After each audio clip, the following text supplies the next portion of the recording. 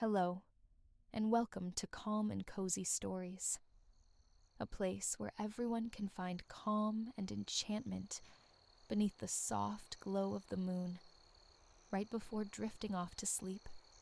Tonight, we invite you on another journey through a captivating story, one that helps cultivate a sense of peace and relaxation. Before we begin, let's take a moment to gently prepare our bodies and minds for a soothing, restorative rest. Make yourself comfortable, and with each slow inhale and long exhale, allow the cares of the day to gradually slip away. It's not always simple to detach from the day's busyness, especially when bedtime approaches. But keep in mind, the less we worry about falling asleep, the easier it is for the mind to release tension.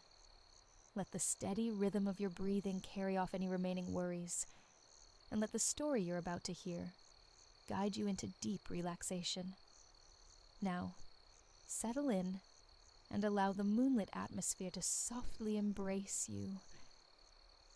Enjoy this story, and may you drift into peaceful, restful slumber here on Calm and Cozy Stories.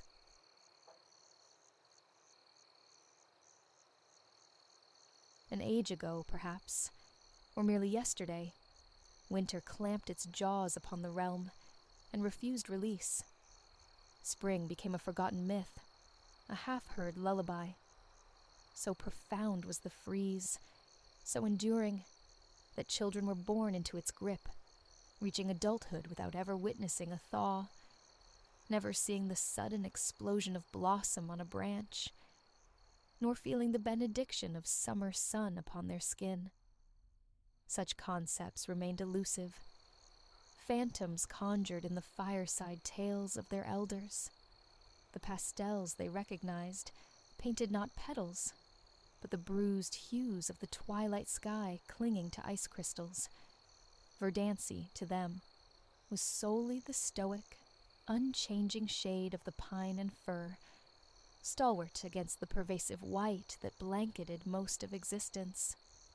Try as the old ones might to weave visions of undulating emerald hills, sun-drenched wildflowers, or rivers mirroring a cerulean sky, the young could only grasp at the edges of such imaginings. Why this perpetual frost had descended, no one could definitively say, yet its arrival coincided precisely with the emergence of a monolithic fang of ice that pierced the kingdom's heart. Shard Peak, they whispered, its flanks impossibly smooth, defying purchase or passage. Legends, thin as frost, spoke of a sorcerer's wrath, a king and his daughter condemned, marooned upon its glacial summit for eternity.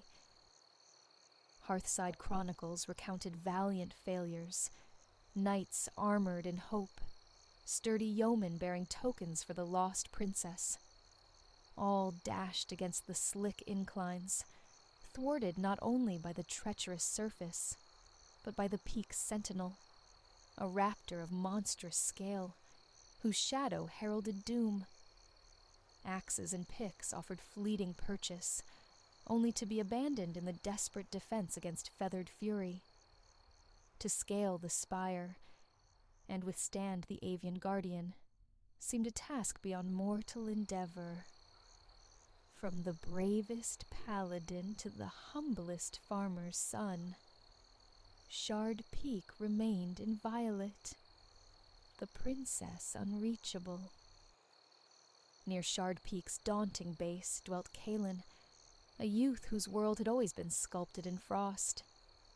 The legends of warmth were abstract melodies. The mountain, however, was a tangible, glittering dare.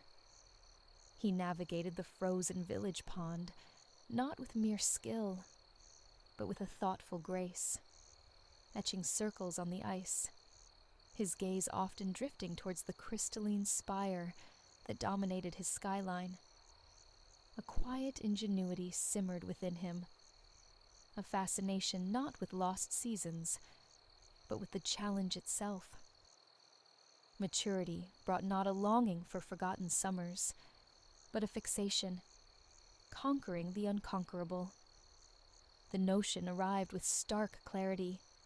His skates, tools of leisure, might be keys to the ascent.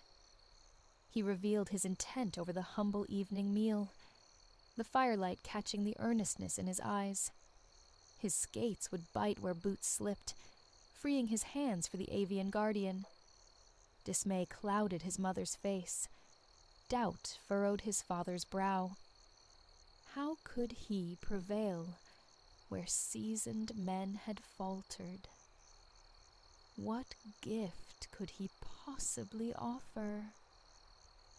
Kalen admitted he lacked answers, yet his resolve was unshakable. The climb would commence at dawn. His mother's hushed anxieties found a neighbor's ear. That neighbor relayed them, tones lowered, to her daughter. The daughter shared the news with the boy across the lane. Like wildfire across tundra, word spread. By the time Kalen stood ready, shouldering his meager pack, the entire hamlet had gathered, a silent congregation lining the path, drawn by the sheer audacity of his quest. Ignoring their stares, Kalen lowered his head and walked, skates tied and slung over one shoulder, his pack containing only bread and water. He moved resolutely towards the enigmatic peak, their skepticism a silent weight he refused to carry. Down the path he trudged, the snow crunching with unnerving loudness in the profound stillness. Thud, crunch, thud, crunch. The rhythm steadied him. He breathed deep, centering himself, reviewing the stark simplicity of his plan. Ascend with skates, fend off the birds somehow. Hope lack of a gift wasn't a fatal flaw. Beyond that, improvisation would have to suffice. The woods, draped in their perpetual glittering shroud, watched silently. Then, he was there. Before him reared a sheer, intimidating wall of frozen light, devoid of any apparent hold. He sensed the villagers watching from the tree line's edge. Dropping his skates, shrugging off his pack, he sat upon a snow-dusted boulder. Boots were exchanged for blades. The worn leather tucked into his rucksack for the summit. He rose and faced the immensity. Securing the pack, he took a tentative step. Chip.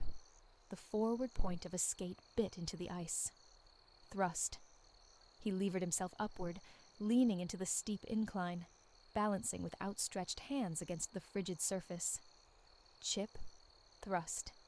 A rhythm established. Slow, deliberate.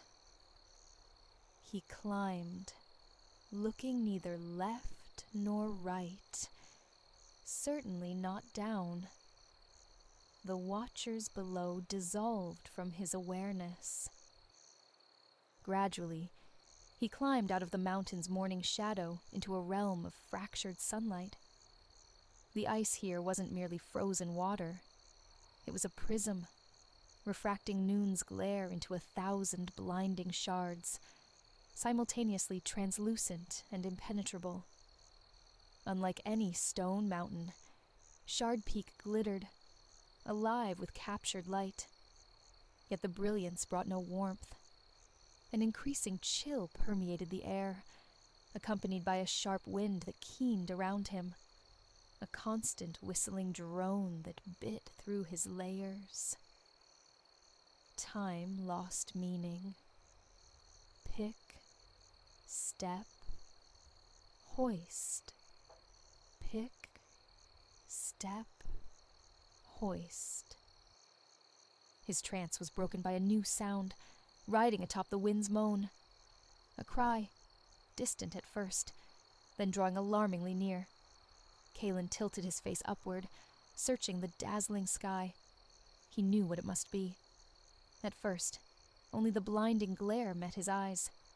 Then abruptly, darkness. Vast wings eclipsed the sun. This sudden shade brought no relief, only the certainty of imminent attack. A blizzard of white plumage descended, buffeting him. The massive beast beat its wings about his head, talons scrabbling near his face. Anchoring his skates with desperate force, Kalen instinctively shielded his head, ducking beneath his arms. He swatted blindly, but the creature pressed its advantage. Balance precarious, he knew failure loomed, the long slide back to the bottom beckoning. Then, impulse overriding fear, he looked up, saw the scaled legs dangling inches away. He lunged, seizing them.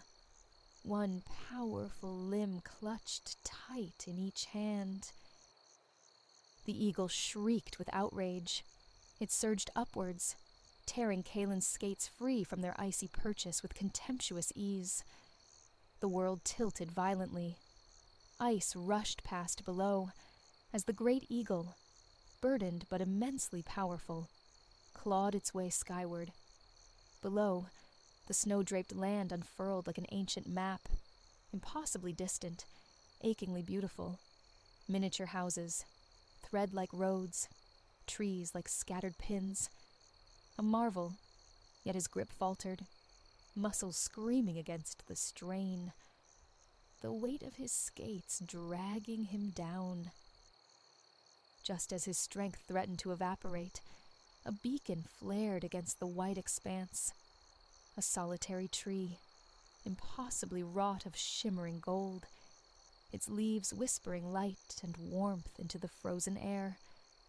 Hope surged, fragile but fierce, as the eagle banked above this impossible sanctuary.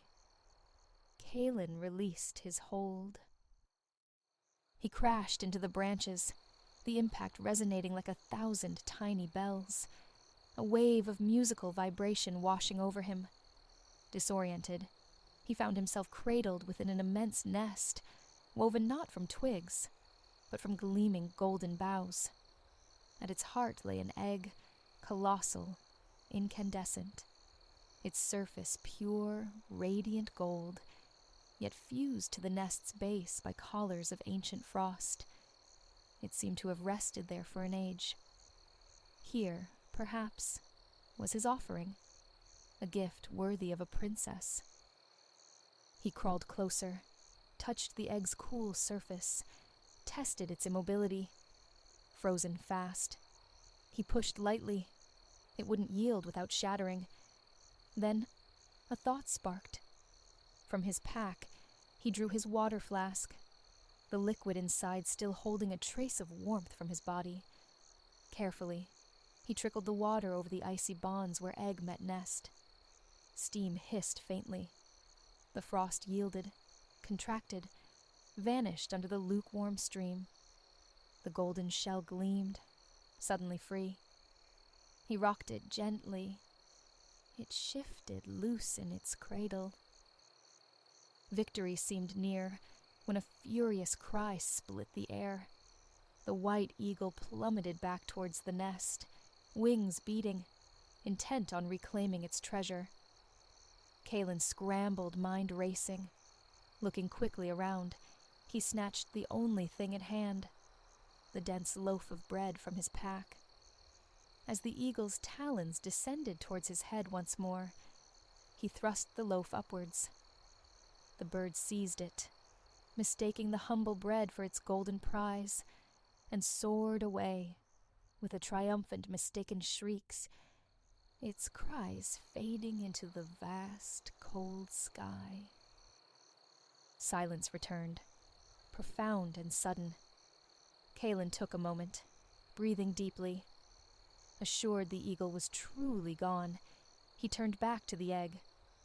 Removing his boots from the rucksack, he gently nestled the immense golden orb inside, securing the flap tightly. Then he removed his skates, donned his boots once more, draping the skates over his shoulder. Leaving the rucksack at his feet for a moment, he carefully stood within the enormous nest, hoping to survey the summit. At first, only a blinding, wind-swept plateau of ice stretched before him, utterly desolate, brilliantly reflecting the sky.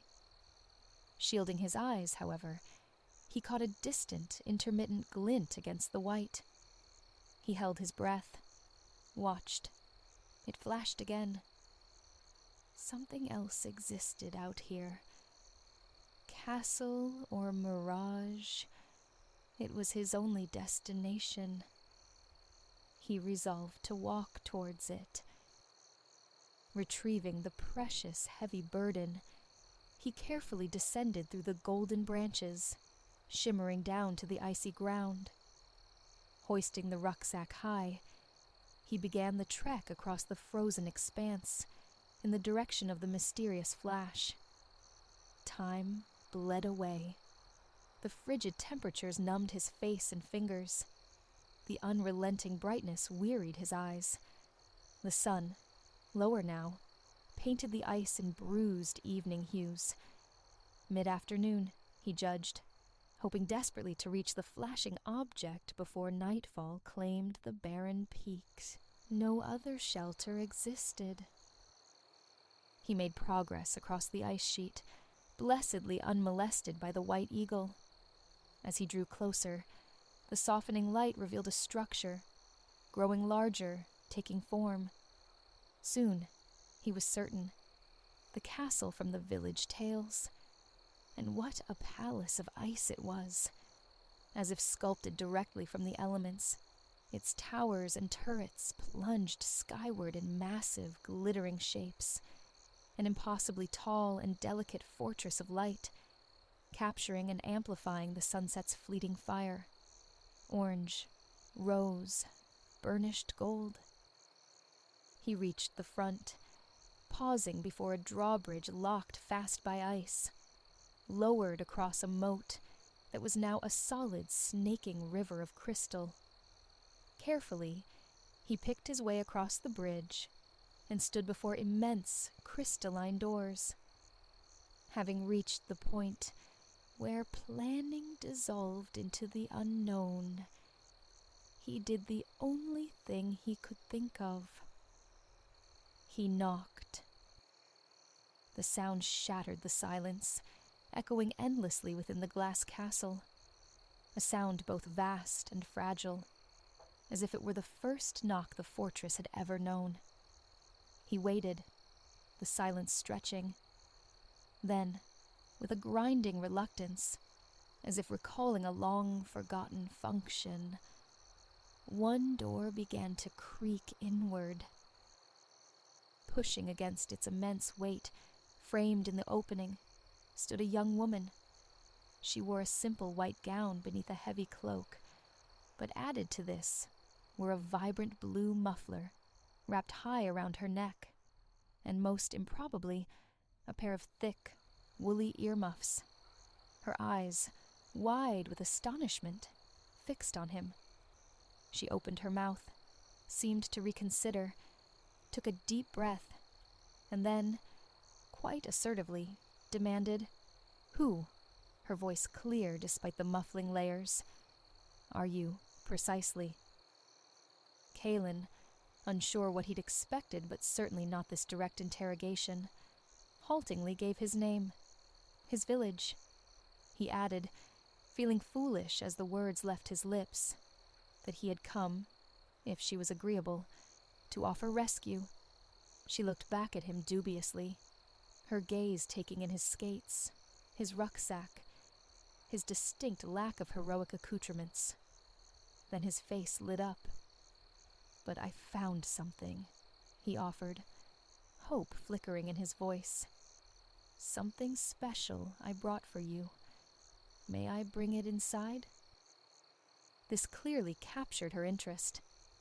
She nodded, her expression still guarded, and motioned him into the vast interior hall. It felt as cold within as without. He suddenly understood the earmuffs. Before he could present his gift, she straightened slightly. "I am Lyra," she announced, a simple statement of fact in the echoing, frigid space. He managed an awkward bow, murmuring his own name again. She inclined her head graciously. "So then, Kaelin, what have you brought me?" He pulled the rucksack from his shoulder, opened the top, and slowly, carefully, drew the glittering golden egg from its hiding place. Lyra's eyes widened at the sight. She gently took it from his hands, cradling its immense weight. He explained how he had come by it, the climb, the eagle, the nest. Upon hearing the tale, she nodded slowly. She had often seen the great white eagle circling the peak, she said, and had long suspected it was the avian form of the sorcerer who had cursed them. Sadly, she related how her father had ventured out from the castle years ago, seeking the sorcerer to plead for their release. But he had never returned, and so she remained, suspended in time, never aging, alone in the frozen fortress. Kaelin expressed his sorrow for her plight, but Lyra seemed suddenly distracted by the egg she held. Shifting it from palm to palm, she murmured, "Kaelin, the egg, it grows warm." As they watched, a soft luminescence began to pulse from within, as if lit by an inner sun. Its surface, moments before a static canvas of gold, appeared to be shifting, swirling with nascent light and energy. Unsure, unnerved, Lyra carefully set the egg in the center of the icy flagstones and stepped back. The egg grew brighter, suffusing the hall with an intense golden radiance. Lyra pulled off her muffler, exclaiming that she felt suddenly quite warm. Kaelin realized he, too, was sweating, the air rapidly losing its unnatural chill. Instinctively, they retreated farther as the hall began to weep water. Droplets pattered, then trickled, then streamed from ceilings and walls. The babble of running water swelled, echoing through the vast space. It was melting. Without a word exchanged, they flung open the great doors and rushed outside, back across the rapidly slicking drawbridge. Turning, they beheld an incredible transformation. The castle was dissolving from its core outward, a brilliant shaft of light shooting skyward into the twilight like a geyser of fire. With a low, guttural rumble, the center caved in, splashing water into the frozen moat, which hissed and steamed. To their utter amazement, from the heart of the ruin, a bird of living flame ascended, crimson, gold, orange, pausing to flap its magnificent wings over the remains of the ice castle. Each downbeat sent rivers of warmth cascading outward, thawing the moat, flooding the mountaintop. They had to get off the peak, now. As the great phoenix swooped and called out overhead, a cry not of menace but of triumph, Kaelin decided to risk everything once more. Dropping his heavy skates onto the rapidly softening ground, he yelled to Lyra, "Hold tight to me." She complied instantly, linking her arms around his neck. Then, as the beautiful firebird swooped close above their heads, he reached up and grabbed it by its burning feet, holding on with the same desperate tenacity he had shown with the frosty white eagle. Without protest, the phoenix carried them into the air.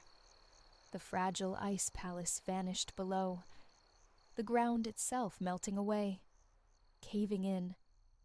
The triumphant bird soared across the mountaintop and then plunged downward, heading straight for the village lights twinkling far below.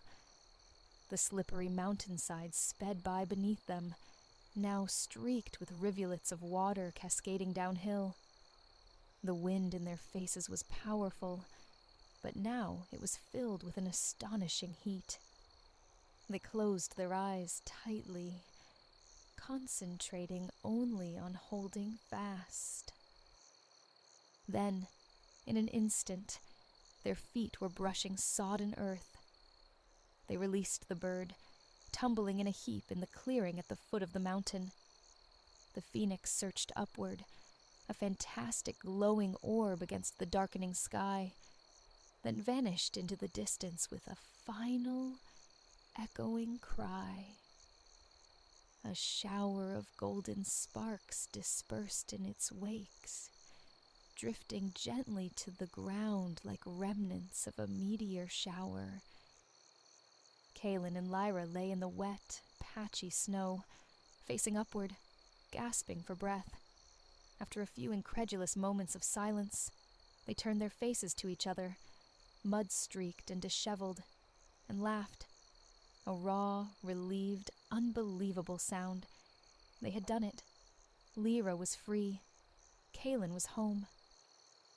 The villagers, having long ago abandoned their vigil, had retreated to their hearths and warm dinners.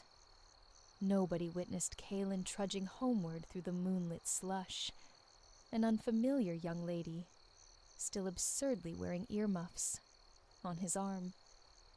It was therefore a profound shock to his parents when their son made a miraculous reappearance on their doorstep. His mother, overcome, dropped the stew pot with a clatter. By the time everyone had awakened the next morning, the world had transformed. A warm, steady rain showered the entire land, washing away the last vestiges of the long winter. Snow and ice vanished, as if they had only ever been a dream. It rained for a whole day before the clouds finally parted and the sun emerged.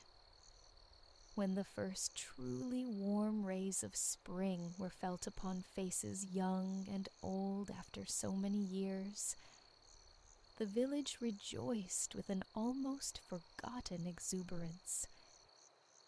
As weeks turned to months, children discovered the seasons. They learned the deep, true green of grass, the riotous palette of wildflowers, the shifting golds and reds of autumn leaves. Small, cheerful birds, no longer myths, sang their melodies from every budding treetop. Prosperity, nurtured by the returning warmth, blossomed in the village. And when Kaelin eventually asked Lyra, the princess freed from ice, to marry him, he was able to offer her not a golden egg, but a beautiful, vibrant bouquet, bursting with flowers in every color of the newly rediscovered rainbow.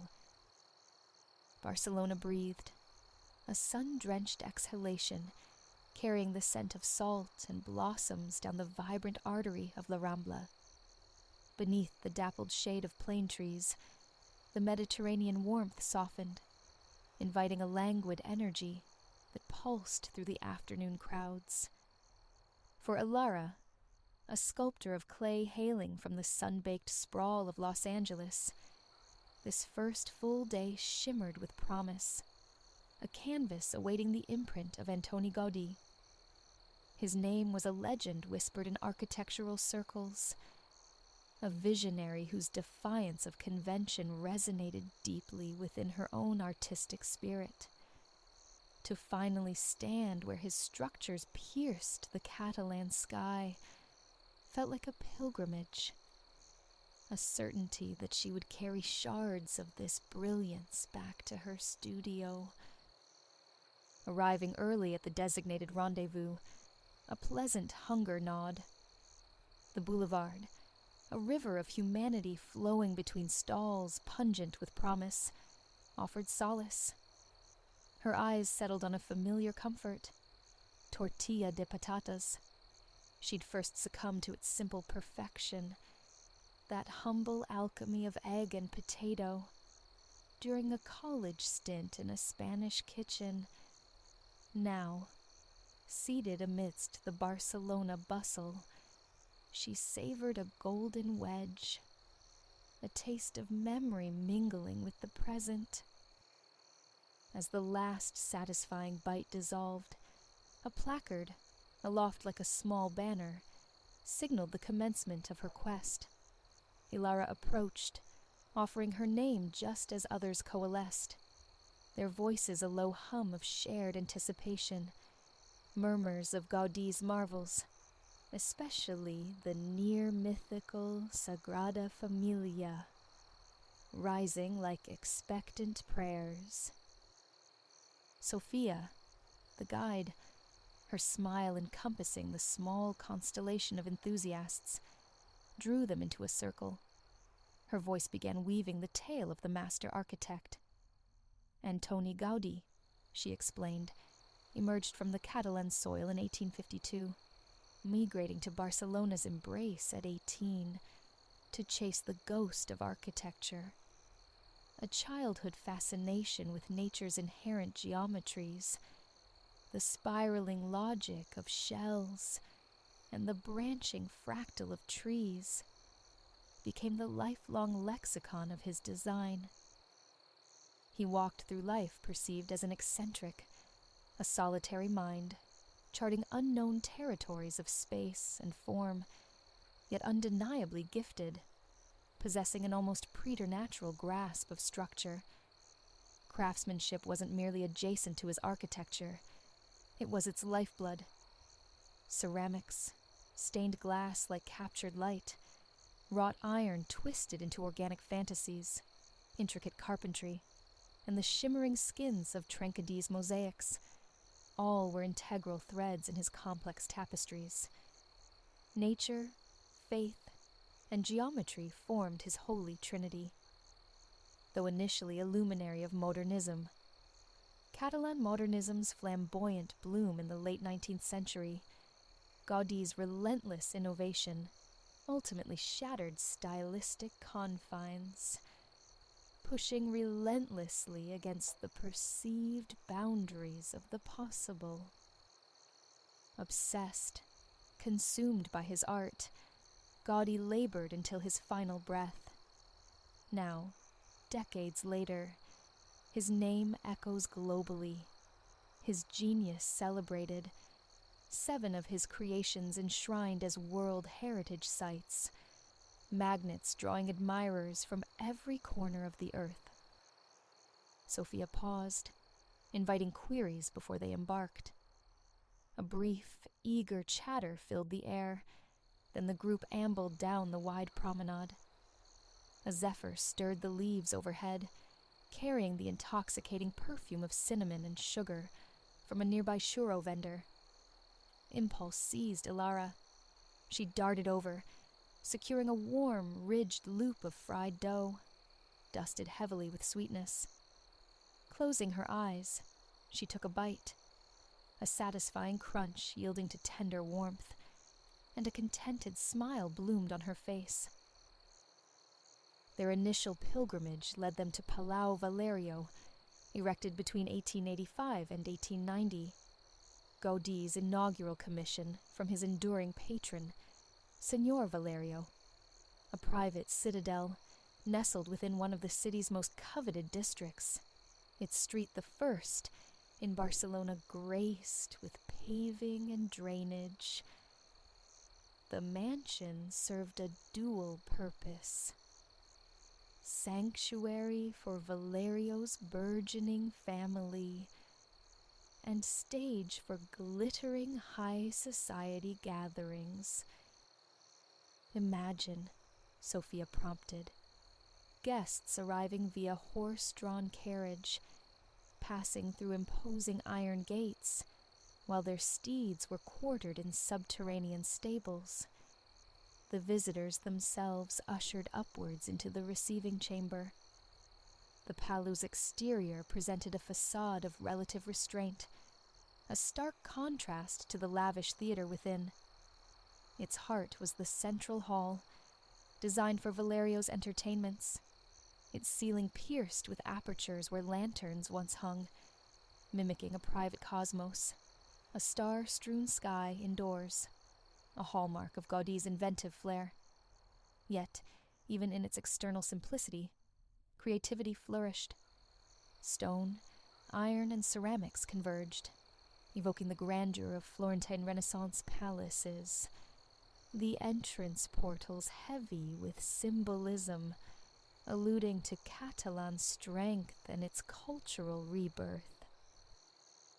Though an early work, Palau Valerio whispered premonitions of Gaudi's future trajectory, his ingenious manipulation of space, the seamless marriage of aesthetic delight and pragmatic function, and the unmistakable signature of organic forms drawn directly from nature's blueprint.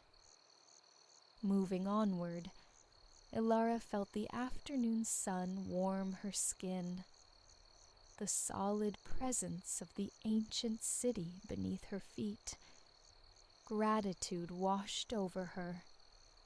To be here, truly here, tracing the footsteps of an artistic titan.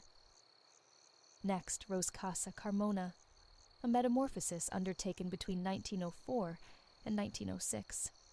Signor Carmona, the proprietor, had granted Gaudi absolute artistic dominion, resulting in a radical reimagining of the building's face and an interior transformed into habitable sculpture.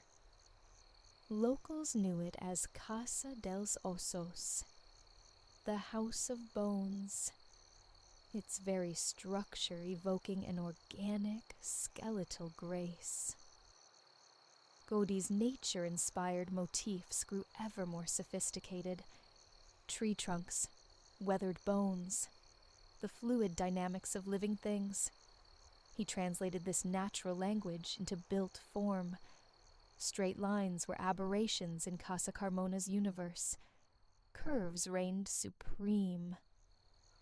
Vast swathes of the facade shimmered with trencadis. Mosaics crafted from fractured ceramic tiles. A kaleidoscope of color.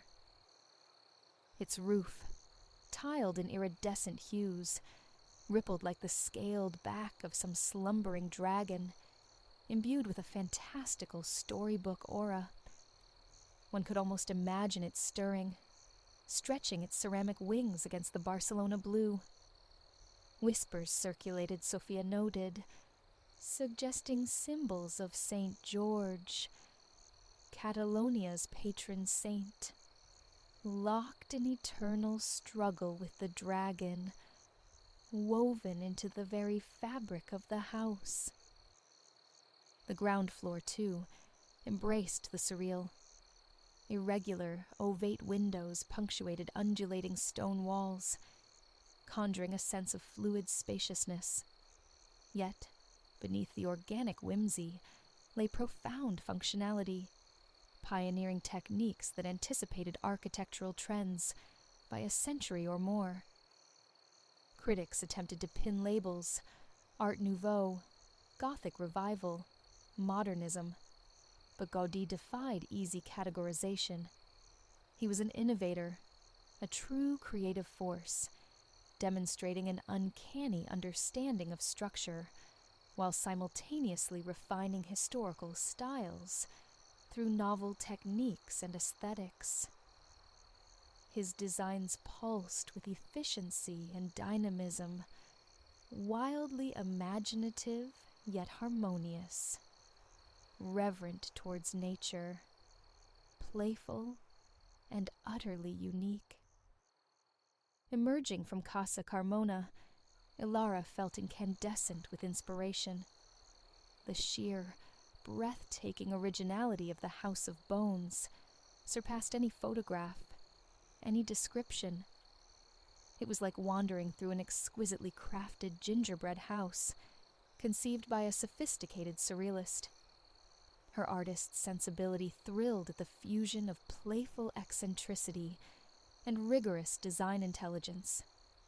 She lingered, gazing back, attempting to etch its impossible contours onto her memory as a gentle breeze teased strands of her short hair across her face. With a small skip, she hurried to rejoin the group progressing up the avenue. Their path led next to Casa Milà, an apartment building constructed between 1906 and 1912, renowned for its undulating, self-supporting stone facade.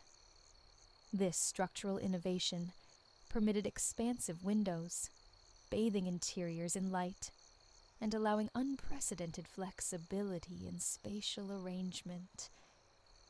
Its unconventional appearance earned it the nickname La Pedrera, the stone quarry. In the nascent years of the 20th century, Sofia explained, the Paseo de Gracia was Barcelona's grand stage, lined with prestigious edifices. Wealthy denizens commissioned the era's most celebrated architects, each vying to erect a statement piece, a monument to their status.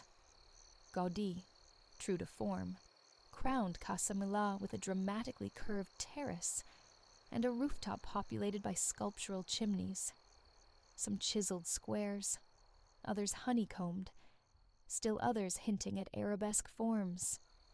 While fulfilling essential architectural roles, these were veritable sculptures, clad in reclaimed marble, lava rock, and ceramic fragments, showcasing Gaudí's meticulous attention to detail and his genius for merging utility with fine art. Casa Milà was conceived as a study in perpetual curvature, inside and out. Two distinct building masses coiled around a pair of light-giving courtyards, serving 9 stories. The layout resembled an asymmetrical figure 8, each courtyard unique in size and shape. Another testament to Gaudí's ceaseless evolution. From La Pedrera's terrace, the ultimate destination loomed. The distinctive spires of the Sagrada Familia pierced the horizon. A palpable current of excitement surged through the group. Ilara had glimpsed its silhouette against the sky since her arrival, but the prospect of confronting it directly sent a thrill through her. The walk to the basilica was longer, allowing Sofia to unfurl its complex history. Construction commenced in 1882, she recounted, but a year later, the original architect stepped down. Gaudí assumed control, dramatically reshaping the project into a singular fusion of Gothic aspiration and curvilinear Art Nouveau fluidity. Though he would pour the remainder of his existence into this colossal undertaking, upon his death in 1926, less than a quarter of the basilica stood complete. Progress crawled, dependent solely on private donations. The Spanish Civil War inflicted a brutal interruption in 1936. Revolutionaries stormed the site, damaging the structure and shattering Gaudí's precious original plans and models. Nearly 15 years were consumed painstakingly reassembling the fragments of the master model, stalling reconstruction until the 1950s.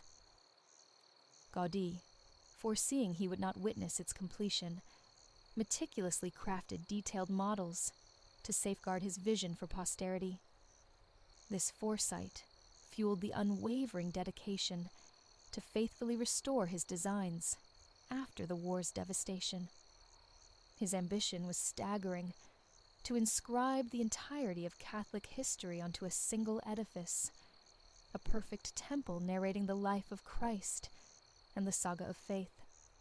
A devout Catholic himself, this was his ultimate offering. Decades later, the Sagrada Familia remains a work in progress, destined upon completion to be Barcelona's tallest structure and the world's highest church. They were close now. Approaching the adjacent plaza, the basilica's staggering beauty and radical uniqueness struck with full force. Ilara felt her skin prickle, her heart performing an erratic rhythm against her ribs.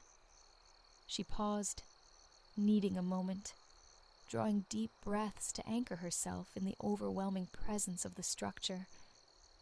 She had yearned for this sight for years. She wouldn't rush it, wouldn't miss a nuance.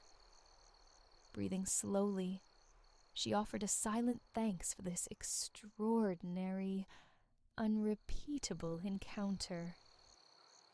Sophia's voice grounded them, guiding their gaze. 3 monumental facades, 18 towers soaring skyward, each dedicated to a pivotal biblical figure.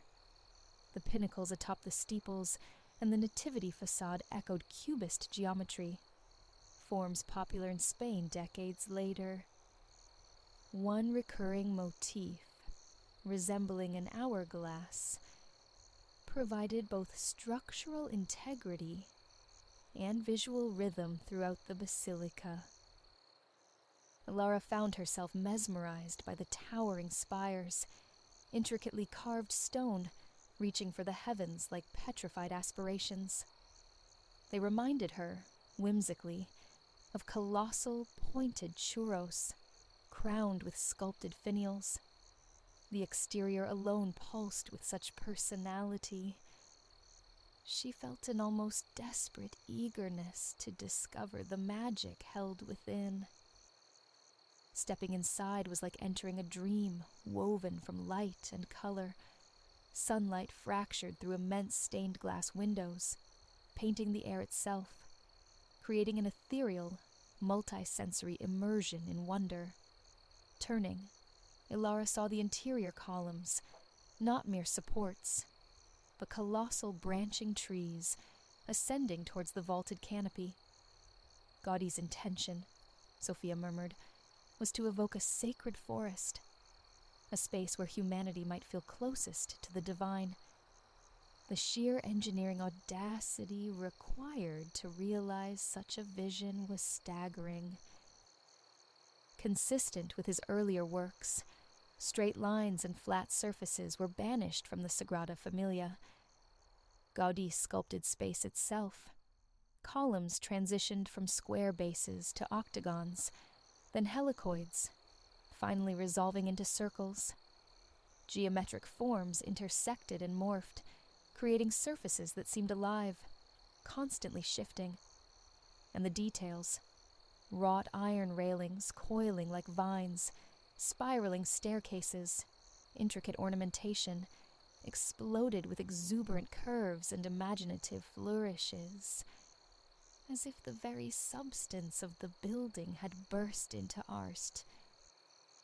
Ilara moved slowly, reverently, through the vast interior, striving to absorb every incredible detail, every particle of genius.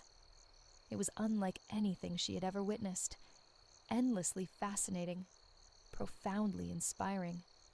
Here, she could perceive the culmination of all Gaudí's experiments, synthesized into a masterpiece that felt simultaneously structurally sound, harmoniously balanced, and aesthetically transcendent.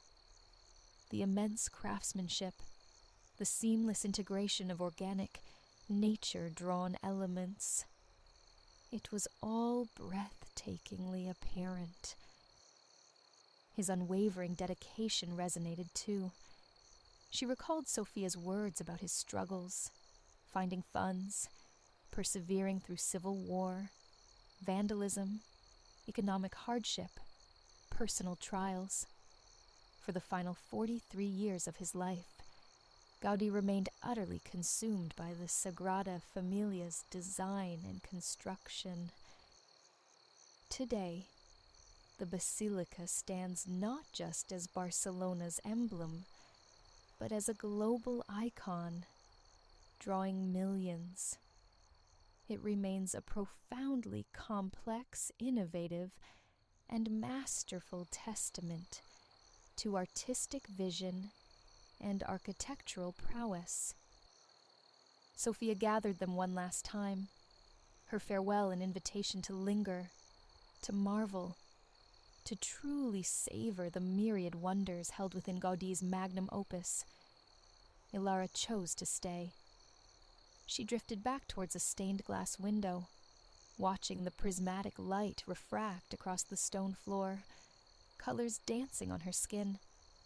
She wanted to let the feeling saturate her, deepen its roots within her. Closing her eyes, she drew slow, full breaths, feeling the sun's warmth through the colored glass, striving for complete presence. Gratitude swelled within her for this luminous day. Quietly, fervently, she wished she could halt time, remain suspended forever in this mesmerizing sacred space,